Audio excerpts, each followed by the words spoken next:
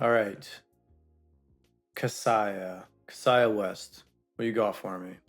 There is no bigger turnoff to a woman than a man having an attitude. Men love to brag about how they're not the ones starting arguments because they're able to compartmentalize their emotions. But what ends up happening is they always let it slip out in the form of an attitude or being distant with you. Now they're acting like a 14-year-old girl, but apparently it's very masculine not to say what's on your mind. Trust that if you are upset about something, even if it's in the back of your mind, you might as well say it because it's already coming out.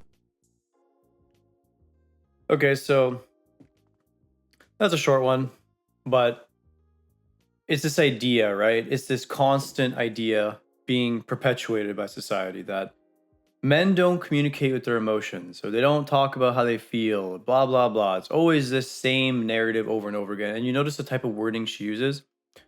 So I'm just going to say what I think about it. I don't know 100%, but based on what she gave me in this video, I would assume that she has this sort of negative view of men just because the way she frames it, right? Oh, he didn't communicate his emotions. He doesn't talk about it. Therefore, he's a 14-year-old girl, implying that somehow a guy that doesn't talk about his emotions is immature or not emotionally stable, whatever it is, right? And this just simply isn't true. I think it just speaks volumes about the reality of the male experience. When a guy talks about his emotions, in most cases, it's met with some sort of negativity in return. So, because guys can't talk about their stuff, because they get shamed for it or because they get viewed as weak, honestly, it's better when they just don't talk about it at all. And I think in this scenario, she's saying, oh, well, if he just talked about it, it would be better. The truth is, though, is a lot of times the people around us respond very negatively when we tell them how we actually feel about things because it doesn't suit their narrative or what they want to hear, especially if it's to do with their behavior.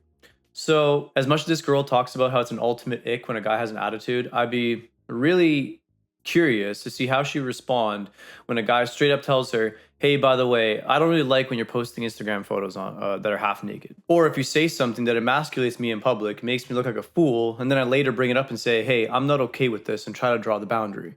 I'm really curious to see how you'd respond to this and whether you'd make a defense argument about it or if you'd accept that it's inappropriate.